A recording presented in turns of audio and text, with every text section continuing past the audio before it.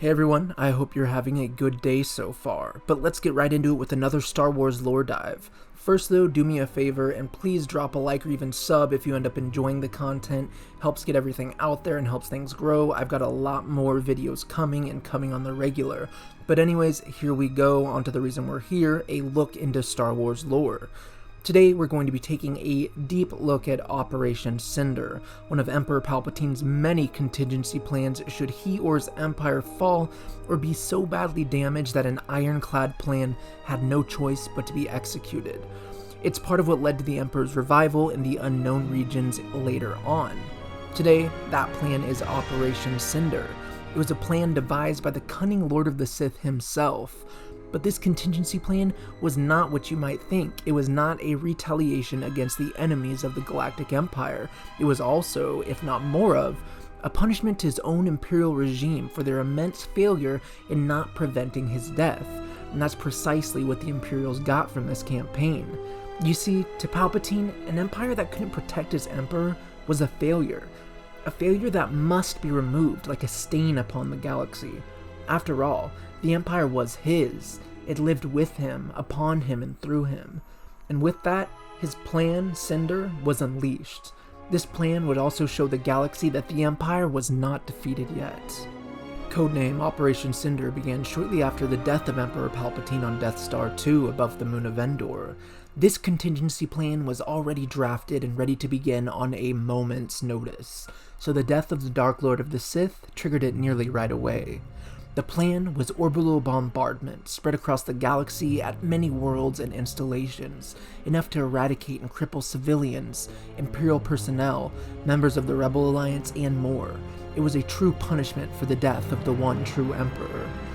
In a historical look back into Legends, we once saw Darth Malak unleash orbital bombardment on the city world of Terrace, and it destroyed the Teresian civilization entirely. That, though, was just with a mere Sith cruiser. But what Operation Cinder would be on a wider scale with even more devastating weaponry designed for the very task at hand. This weaponry for Cinder were satellites equipped with an energy beam capable enough to burn through the atmosphere of an entire planet and down through the lands themselves. They were so powerful that they burnt and shattered the very crust of the world. These Cinder satellites were deployed in the masses on each target, and they did their job efficiently, at least to Palpatine standards, which were very high indeed. The galactic onslaught that was Operation Cinder saw many worlds targeted, from the homeworld of Palpatine, Naboo, to the Imperial loyal world of Vardos, to name two of them.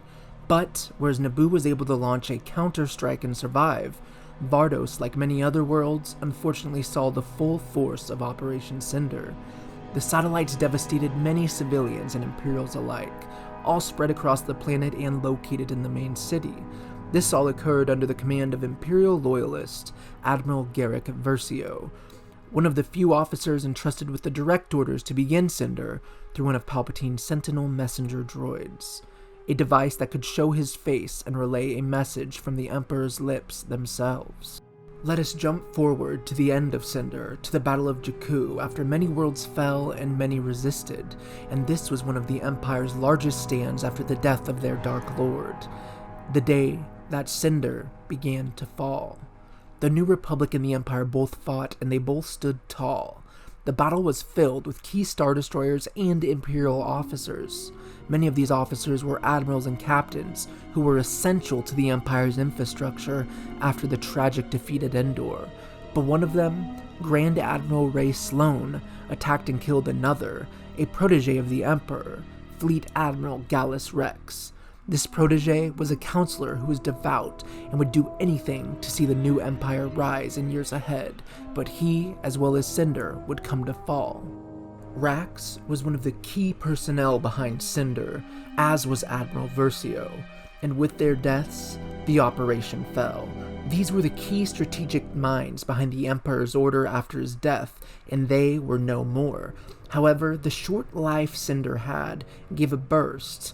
It made way for many loyalists to make it to the unknown regions, where the cloning of Darth Sidious and the formation of a new empire would begin, a re-emergence that would not take place for decades. So even though Cinder had a brief existence and did not achieve all of its goals, it did make way to a greater movement, at least in terms of what the Emperor wants. Anyways, that gives it to you guys. Operation Cinder in a short lore dive today. If you noticed an improvement with the vocals, it is a new mic I picked up and I think it helps tons.